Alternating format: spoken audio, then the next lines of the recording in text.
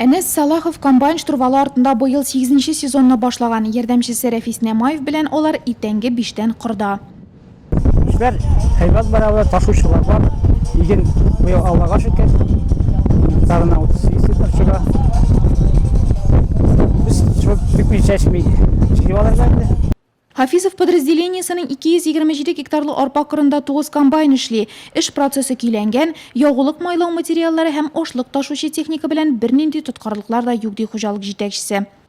Хуҗалыкта 12,000 гектарда бертекле кузаклы культуралар үстердек. Бейинге секендә егетләребез суктыралар арпа культурасын үстердек. 4271 гектарда бөтен суктырган мәйданнар бейинге секендә 36%.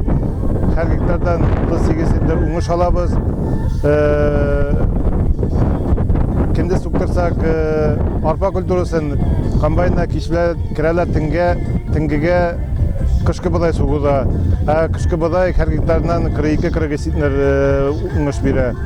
Хуҗалыкта урак алдынгылары билгеле, җиде кыр батыры 1,000 тонна шиген узган. Шуларның эшесе район һәм шәһәр башлыгы кулыннан сертификатлар алды. Комбайнчы ярдәмчеләре дә бүләкләнде.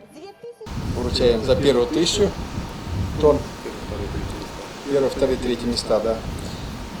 Будет и за 2000, есть сможете и 3000, а может кто-то и 4, и 5 сможет.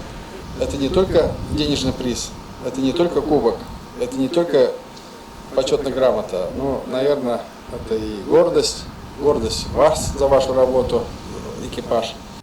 1317 тонна белән лидерлар эшләгән Энес Салахов аша. Аннан бераз гына калышып Роберт Абдрахманов һәм Ришат Гафуров 2-3 урыннарда баралар. Әлеге һәм башка кыр хезмәтчәннәре хөрмәтенә җырлар яңгырады. Район кырларында үзешчән артистлар агит бригадасы йөри башлады.